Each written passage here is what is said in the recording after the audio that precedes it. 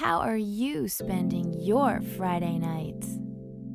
Toasting your own marshmallows? Fire pit need rekindling? Come on, join us every Friday night at the Fire Pit, where our conversation really heats up.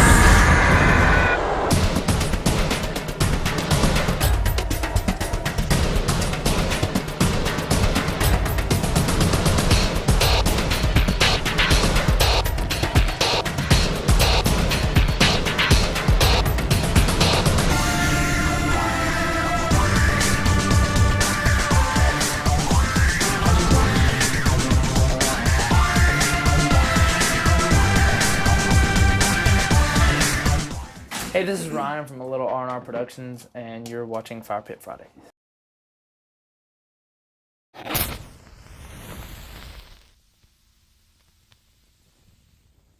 Hey everybody, it's CC with Fire Pit Friday, another fantastic Friday. And tonight I have a special co-host with me who you already know because he's been on the Fire Pit before, but I'm really honored to have him. Tori Martin! Yay! Yay, Tori! What's with co-hosting tonight, dude?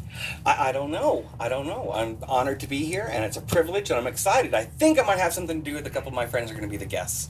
Yeah, absolutely. Fantastic. And Little R&R Productions. Not so little.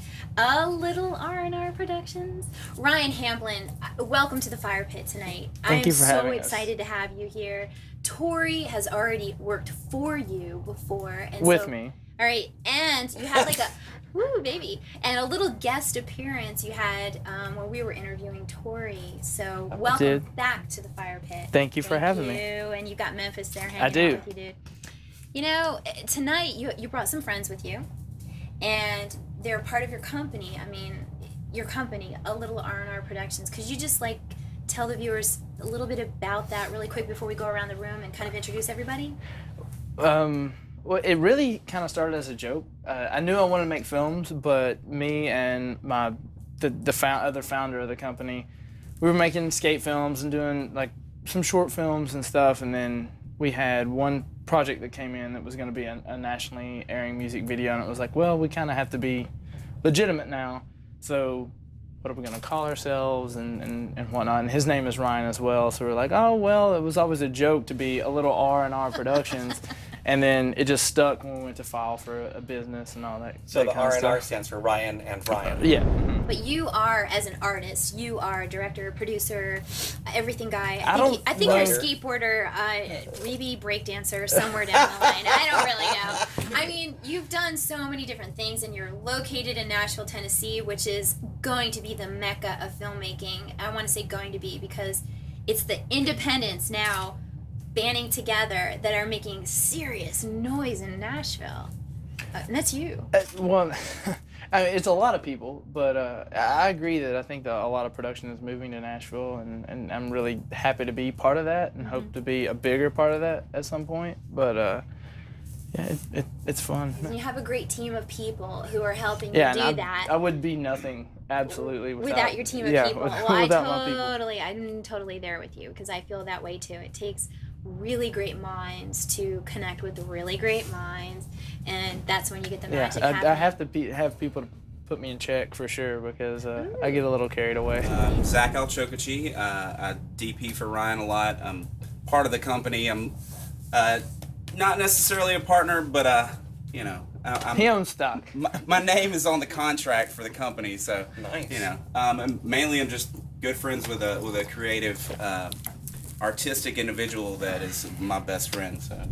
Cool, I'm Kip Kubin. I'm not part of the company, but I do partner with the company. My company is called Modify Productions, and Ryan and I are on our first co-directing venture. I typically work in camera, which means no special effects. The client wanted all special effects, so I called up Ryan, who has an animation house, put the pieces together, and we were off and running 2 months ago, and we're about to wind it up on Tuesday, but it's been a big undertaking for everybody. Yeah. But it's gonna be amazing when it's done. My name is Jacob Smithson. I kind of do a little bit of everything. I mean, I've from just managing a project from beginning to end to creatively pitching ideas back and forth with Ryan. And kind of right now with what we're in post with the Sarah Bentz video, me and Jonathan, part of the kind of the duo of the effects side of the company. Well, I'm Jonathan Paris, and I guess I'm part of the new animation house. You're the heart and soul. He's definitely the heart and soul. Animation house. Yeah. We're not just doing animation. We do actually do some physical effects stuff too, but we are getting into visual effects and of filmmaking, as well as doing animated. Yeah, if anybody backgrounds and needs things like miniatures, it's that guy right there. Really? It's a dying art, but it's still really prominent. I'm totally ignorant. Explain miniatures to me. They're smaller representations of a larger object. Like you could have a set that's built in smaller scale, costs you less in materials, but you can put a person in front of a green screen or something like that. And you can blow Not it if up. the person who's doing the miniatures really does a great job anyways. Right. And that's what you do. Kip, how do you co-direct? In this case, I brought the client. Ryan and I just brainstormed for ideas, and the client wanted a full green screen video with no worlds being real other than her and a guitar on a bench. Okay. And then we had to recreate everything that happens around her and to her. So And in order to you make do that that story based off of the interesting, song that she's singing? kind of. Thematically, the song was written for like a 6 or 7 year old girl, so there's a lot of childlike elements to it. At one point, a little worm turns into a caterpillar, turns into a butterfly in 4 seconds. Curtains open and she's playing to a cardboard theater that like a child made. Wow. Things like that. And that's then where you the guys butterflies come in. And that's where they come in. So all those transitions. So we got together and just went, well, what would it be like? How do we get from her singing in a meadow to this children's theater? Okay, we'll have a butterfly. Fine. Well, you just can't have a butterfly. We'll have to have a stop motion caterpillar going into a butterfly, going into the curtain. Okay, well, how do we get it out of there? How do we get from here? So how about a bird lands, lays an egg, the egg hatches, it goes to a chorus. Okay, we'll do that. And we What do you mean it goes to a chorus? Oh, it goes to the chorus of the song. Okay. It's just a device to move the story along, even though it isn't really a narrative. It's mostly just changes of scenery to make it interesting. So we got together and came up with that plot, handed it over to them, and we're just about to pretty much actually. And the funny thing is, when we pitched it to the artists, we you pitch pie in the sky stuff. You just go, we're gonna have trains flying through the air and chickens and everything we pitched, we're delivering. Yeah. Which is weird because usually things have to go. Usually just can't afford it, can't do it, don't have time. But we got it all in, so it's actually pretty good achievement for that. Do you guys see this as the world of independent filmmaking now as being the whole aspect of a family team? Are you seeing more of that going on? I'm kind of hoping that we can kind of make a change as far as independents go. It's our way of doing things. That's probably one of our faults as well as one of our benefits is we don't really pay that much attention to how other people are doing things. We just kind of... I think that's cool. That's cool. We kind of actually. meander That's into fresh. it and That's figure very it out fresh. like I think day we by day. That's I think good. we like, especially for a long time, it was me and Ryan basically kind of throwing stuff back and forth and visions of the company and whatnot, and with Ryan, our other partner, kind of having a vision of where we want to go, but not necessarily having all the tools at our fingertips. And so much of what we want to do is based on either personal experience or political beliefs or, just things that we want to see, that we want to change in the world, how we want to affect people. And so I think to say that we don't want to be in community with other independent filmmakers, we're not saying that.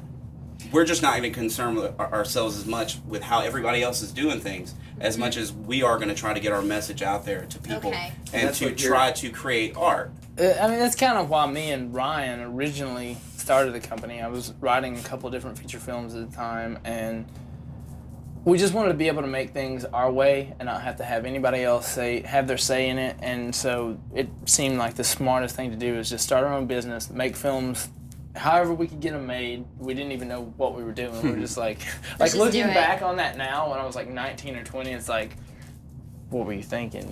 You were so foolish, but and we just kept pushing through it, and I've went through like being poor as could be on food stamps to like finally figuring out how to do things. You are mavericks because in a sense you're stepping out of the mold, and you're still involved with the community. You're still doing what you need to do in order to survive. You're hitting the marks, but you're not afraid to make mistakes. My newest short film, Like, I didn't know how I was gonna get it made. I didn't know how I was gonna do it. It sat around for 6 or 7 months, and then is that The Orchard? It is. It's The Orchard, and then that kind of falls into what you said. It's your message movie. It's your political statement. Yeah, it definitely is. It's very anti-capitalist and consumerism and that kind of thing, and didn't really know how it was gonna happen, and then by happenstance, which pretty much is how everything happens in our. Well, let's talk about that a little bit. Let's touch that project, and specifically that project. Okay, anti-capitalism. Yeah, where's the money in that, huh? Tori! I'm serious! Well, I don't know that our company has ever been so much... I mean, obviously you have to eat, but I don't know that... Obviously. Tori Martin! Obviously. I'm not doing anti-commercialism anything. Oh, come on now. I like to be fed. But, you know, filmmaking was never about making money. It was like we just wanted to tell stories. Then I was at the time working semi-full-time at a rental house, and then Jacob started interning there, and then read a couple things that I'd written and really liked him and liked this project, and kind of he had the same vision that I had with it, and that everybody, you know, Zach and Ryan had with it, and it just kind of made sense. And he knew Jonathan, and then that just kind of fell into place. They kind of didn't want to own their own business, but wanted to stay in filmmaking, and I guess, I hope, like the direction I was going or what I was trying to say with my work and stuff, and then just kind of were like, well, can we be R&R? And that's I was fantastic. like, yes, please. What we really want to do is make films that change people and get people to open their eyes. And so this was like an opportunity to do that through a very artistic vision that Ryan created. Absolutely. When I read the script, I was really touched by the imagery and everything, and it's like initially it's like, oh well, it's just a pretty film. Well, no, it says so much, and so much about what we want to do is about saying something. You know, making films, they make money. Cool, we're gonna make money and then turn around and make more films that say something. Right. And this film so far, it's like it's taken on this life, and it has every one of us. It's in us, and we want to see it come to fruition so bad. You know, and we wouldn't have that if we would have, you know, met these guys. All this stuff's working out, and it's just really a beautiful thing to kind of watch, like your dreams in your head start to fall in place. It's really cool. I think it's part of why I think this company is never going to truly fail, because the vision of it and the core is so strong, and it's driven by a lot of the times by just Ryan. We all, like, at times have faded, have lost our desire, and Ryan has always had the vision. Jonathan, I want to know how you started out doing miniatures. How do you, out of all the fields to expertise, and how does that one say, I want to do animation? I've just had a fascination in it. I like taking something that's not real and making it look very photorealistic, and that's probably the closest thing I could get to doing that. At the time when I started doing miniatures, I wasn't into all the computer animation, so you're actually building miniatures? Are they maquettes? Is that what you're building? Like maquettes of models of cars or planes or things like that. Yeah. I was never one to go and buy a plastic model. I would always make it from scratch. Wow. Mainly because I never had enough money to go buy them. So my dad was he was a printer, so we always had a lot of paper and cardboard lying around. So I would use the extra paper and cardboard and basically construct whatever I wanted. Well, what is it like? I mean, Ryan, you're able to pull talents from super, super talented people in town. I mean, that's got to feel so wonderful. Yeah, I'm humbled in it for sure. Like, I don't know that I deserve any of it, but I'm really glad that it's around me. I was just going to get to the Nashville aspect. What do you guys think? What do you think about filmmaking in Nashville? Well, I mean, we're really open to... We work with a lot of people. Like, I was on a shoot with Gamma Blast today, and we work with Automatic, and then Adam from TVC, the rental house, has been really good to me and Jacob. And, you know, like, we're not opposed to working with people. We don't ever really want to merge or be a part of another company, but when our company can help somebody else's company or they can help us, then that's a beautiful thing. A lot of time we talk about, we don't understand why people here in this market aren't doing more stuff that, like, we take chances on. But if you can make a living at what you love doing, and then make enough money at that living to contribute back to other people and help other people, or make art that you're getting paid for that helps other people by comforting them, or like opening their eyes to a new idea or something like that can hopefully change the world in some way. Not being oppressive or imperialistic or anything like that, but just offering up the idea. We had 200,000 at one point. Tamara Trexler was producing on the first feature that I wrote, and we had first set of investors was like 200,000. Second set was 400. Is that the script that I read? The one that you read, yeah. He's a brilliant writer. He's a really good writer. Thank you. Not a lot of comedy, but I stayed awake and I loved the film. Why would you want to be on a project that you're not making a dime out of? Probably losing money. Probably losing money. Probably spending hours away from your friends and family for whatever reason. Let everybody know, why would you want to do something like that? Because there's a lot of skeptics out there wondering, oh, this can't work because of whatever reason. This is your chance to say, no, it does work because of this reason. Well, I think if you keep just doing what you believe in and just keep doing stuff that makes you happy and where you feel you're fulfilling yourself, eventually the money's going to come. But you can't have the mindset from the get-go, I'm doing this for money. The money will come in time. And when we make money, we want to make money, but we don't want to make money necessarily to put into our pockets. We want to make money so we can surround ourselves with the tools to expand the art form even further. Typically, and this is speaking from outside of the company, absolutely, it's been my experience that videos and films and documentaries that I make the least amount of money are the ones I'm going to show you first. I have tons of things that I make fortunes on for tiny amounts of work that I'm never going to show you. And it's usually how it is where, it just kind of works out that way, that the thing that you put all your labor into, you're going to show everybody. And, putting a camera at somebody's face who happens to be famous that you can bill a lot of money to is not something I'm going to show anybody. You are a very sensitive soul. When I first met Ryan, I'm true. It's true. Go ahead and cry if you want to. Pretend I'm Barbara Wawa. My parents didn't have any clue how to deal with me as a child.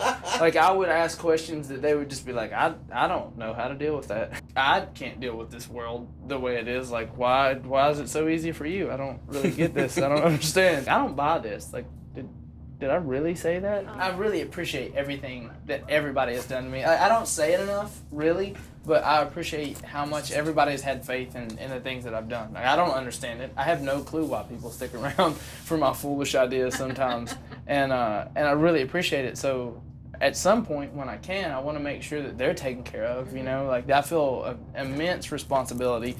It's just like I feel like a responsibility to humanity to do something to like make a positive change. I have to do it in my friends' lives too. If they're doing so much for me, then I have to give that to them.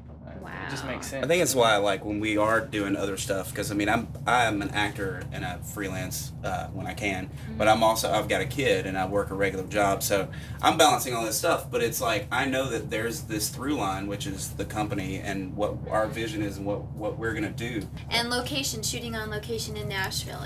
What would you say, primo? I mean, come on now, Nashville has got like some good perks. Well, we just finished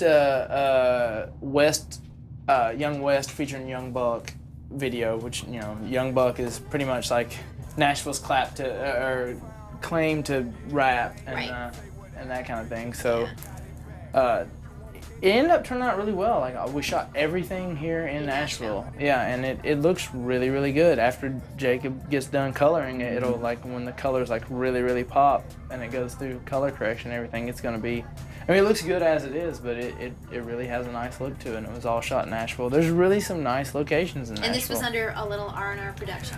It was a little R&R Productions. I co-directed it with a friend of mine, Alex King, who actually is a former rapper, started the whole CWB thing and kind of launched Haystack's career and that kind of thing. And he's actually got his first record coming out in 7 years, and I'm doing 2 videos for that record, and but his company is iDay Media, so everybody go check out iDay Media. But he's a good friend of mine, and we co-directed that. He produced and co-directed, and I co-directed and DP'd the music video, and it turned out really well. Young Buck was really happy, and I think that we're going to do some more videos for him and his record label and that kind of thing after the whole 50 Cent thing blows over or whatever. So. Now, if somebody wanted to contact our little R&R Productions about doing something for them, how would they get a hold of you? The website is ALRR ALRRP.com, which is the first letter of A Little R&R Productions. ALRRP. .com. No and in between, just ALRRP. No, ALRRP.com. My personal email address is super long, which is RyanH at alittlernrproductions.com. So that's a monumental email address, which everybody in the company actually has. It's their first name. Mine's the only one that actually has the last letter of the first letter of their last name. There you go. My nervousness. Now your partner Ryan is in Los Angeles now. He is. And that works out fine. Like I was saying earlier, there are problems as well as there are benefits. Like he's gotten us work out there, and with the internet, we can send files back and forth. It's not a huge problem, and everybody can stay in contact through email and cell phone and all that kind of thing. So it sucks. Nobody here, other than me, has ever met Ryan. Ooh, it's like Charlie's Angels kind of. Yeah, it is. It's really, really interesting. But he designed the website and he does all that stuff. He also is a third part of the visual effects house and does some of the motion graphics and stuff. That he's doing the whole Integrity Records project right now, and so wow. He kind of like does a lot of things in the background that don't necessarily get recognized as much as they should, but they're there, and he's been there, and he's definitely been there as a friend for me through things that I'm glad I had him as a friend. We're going to be giving there. him a call in like about 5 minutes just so we can do a little chit chat on the phone. Absolutely. That's great. Yeah. Okay, so we need to wrap things up. Unfortunately, we're out of time, and I'm just like so sad. But I'm okay with it. I am. But what we're gonna do now is we're gonna go party by the fire pit. So we're leaving the fire pitters, but we're not really leaving. So we can talk. You know what I mean? We can talk more about the networking and the scoop. But do you want to give some encouragement? Any last words? Anybody want to give some encouragement to people who are thinking about, or in the Nashville area, thinking about getting into the filmmaking career? Words of advice. Heed this warning. I personally just want to say some thank yous. Like, I want to say thank you to Adam at TVC, which is tvcnashville.com, and all the people at Automatic that helped me out with stuff when we worked together, and Gamma Blast, my friend Jeff Wilson, who's worked with me on a couple different projects, and thanks to all of R&R Productions. I also have another charity thing that I want to plug that I have an idea for. Go for it. Is I wanna do like a non-profit movie theater, because I think that films really affect. Yay! Oh my gosh, I want to be there. I want to help you with that. I don't know how to start it. So if you have any ideas, call me. I just want to throw that out there to all those bad. people in internet land that I want to do a non-profit thing. Yes. The people who can afford it can come and pay for tickets and see a movie there. But like kids or families that can't afford it, like I would love for them to be able to come and be able to see a film for free. And I want to say thanks to everybody in the company again, because I wouldn't be here at all. So thank you. And Tori too, he's a good guy. They're family, dude. It's all family. And thanks to the Fire Pit for having me. You rock. Thanks. All right, Ryan, we're here with your business partner who's actually in Los Angeles right now. How is it in Los Angeles? It's actually raining. Ryan, tell us a little bit about your partner in Los Angeles. Well, Ryan, since I was 16 or 17, I met him through skateboarding and some other friends, and he's been one of my best friends that I've ever had. He's been there for me through some of the worst things that I've ever went through in my life, and he's always been right by my side. So more than anything, he's a good friend, which is kind of like the whole mantra of our company, is like having a family of filmmakers or a family of whatever artistic thing that we're doing, more so than it being like a business or anything like that. It's more about being a family. He's definitely part of my family. Absolutely. Ryan, how do you feel about Ryan here in Nashville? I wish he was in California. I would echo much of what Ryan just said. I mean, when we met, the R&R thing started kind of just as a whimsical sort of for fun kind of thing, and then it just kind of stuck, and it became something we both became focused in, even though for me it wasn't even initially, we're talking many years ago, initially it wasn't a main goal or foreseen goal of mine. And I went to school for recording industry, for music and stuff like that. And then, he's scoring the Orchard. So Ryan and I started doing this sort of side project, and initially it started to do like a skate video of all the local skate talent in the in Murfreesboro area, and then we just kept doing stuff with it, and it kind of just kept persisting. So it was like, you know what, this is, at least for me, from my side, it was like, this is so much bigger than anything I wanted to do with music, because it also incorporates music, because you have film, you have sound for film, you have music for film. So I can incorporate all that I wanted to do and then go so much further. How is it being in Los Angeles and having your partner out in Nashville? Is this a difficult situation, or is it something that just works out? It will both. I mean, it's like everything in life. It has its ups and downs, and so I'd say some of the benefits are that Ryan's been able to really progress out there and to really kind of, at least from what I can tell, shine. And then he's been able to sort of amass some other people that have turned out to be really cool people and help sort of build this idea of what we had for R&R and this whole family thing that you just mentioned. I think that's direct. I think that's definitely because he's been out there in Nashville and had the chance to do that. Mm-hmm. On the other hand, he and I work together better. We work together when we're better. Like when our forces are combined, we definitely make more headroom, and we have a very yin and yang relationship where absolutely, things that I'm weaker in, he's stronger in, and things that he's weaker in, I'm stronger in. And so when we're together, we get a lot more done, a lot faster, and a lot better, and the progression is better. So I think we've had some drawbacks, but at the same time, we've had some things come out of it that probably wouldn't if we were both in the same area, or if you were out here, or something like that. Well, I mean, and it's also something that me and you talked about, that kind of we're in the long haul of making films rather than like we're in the get rich quick kind of thing, and so even though sometimes things are slow going, it's like we make incremental achievements that kind of let us know that we're going to be part of filmmaking, or hopefully be part of filmmaking for as long as we want to be part of it. Both of you guys are pretty special in what you do and how you do it.